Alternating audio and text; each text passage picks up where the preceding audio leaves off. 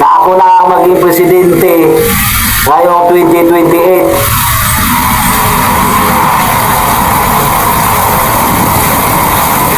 Yes! Yes, oy! Okay kayo. Bakit? Alam nyo,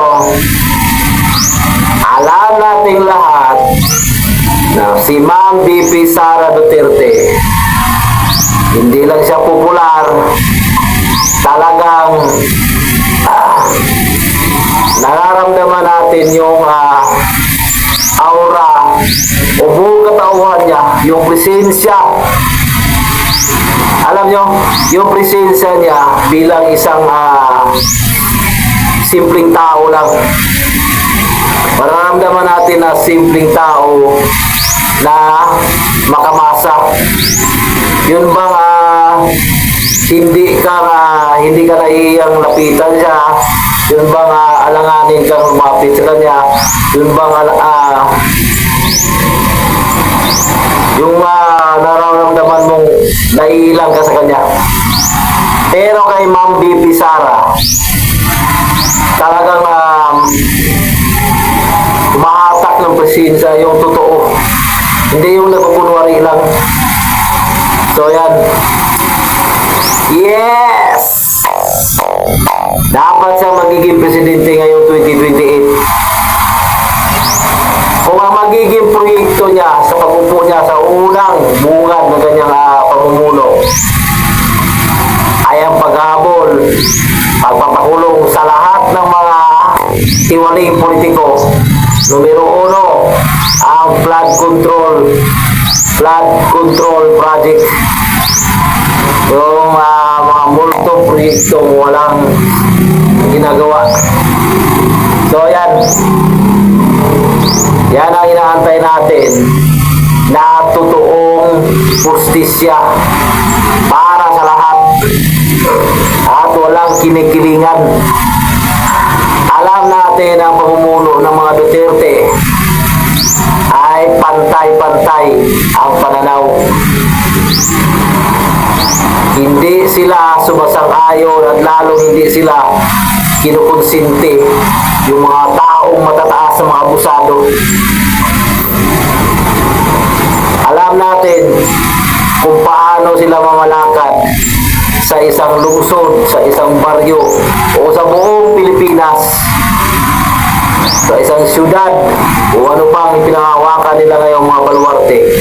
Nakikita natin kung paano sila gumalaw, kung paano nila pinapaunlad ang sarili nilang baluarte, at mismo ang mga ebidensya, at mismo ang mga tao mismo sa lugar na nagsasabi na ang mga Duterte ay mapagkakatiwalaan at matino.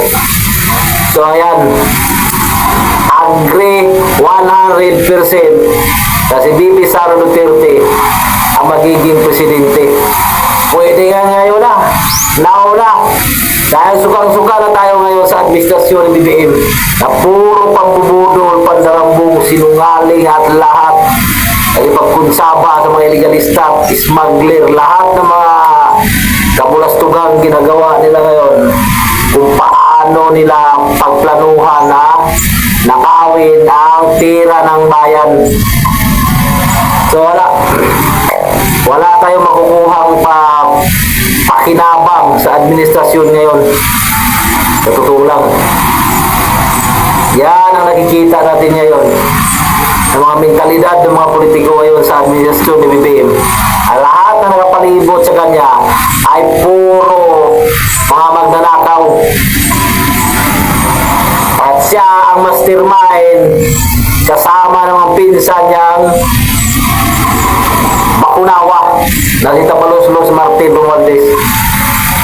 Ginadrama lang tayo para sabihin meron siyang matapang daw na desisyon na kahit pinsan niya ay hindi niya sasunduin. Huwag kayong maniwala. Kapag naniniwala kayo, Yan ay ibig sabihin na napapasok kayo sa kanyang bulsa. Walang ganon. Dahil ang bisis na nilang pinatawag, sila-sila lang ang nakakaalam kung anong investigasyon sa PICC. Yung PICC na hinsa na yan ang pinaghugasan ng mga kamay nilang mga magnanakaw. Ganyan sila kagaling pagdating sa palusot. So, vote Sara pagdating ng 2028. Isigaw natin ang buong pangalan ng mga Duterte. At hindi na mapipigilan. Uuwi na ang ama. Ang ama na totoong ama ng Pangulo ng bansang Pilipinas. Natatatak at uukit sa buong kasaysayan. Na gumawa ng isang hakbang at desisyon na tinatawag na war on drugs para ituwid ang lahat ng mga sakit sa ulo, sakit sa bayan at mga salot sa lipunan ay kanyang itinituwid.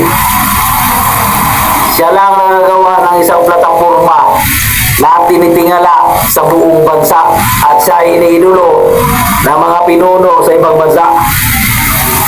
The former Rodrigo Roa Duterte is the best legacy and the punisher. Yan ang tatak, DDS. Solid DDS. Tuloy ang laban, Ma'am Diti Sara. 100% ang buto ko sa'yo ay para lang sa Duterte. God bless Pilipinas. Is you ngayon.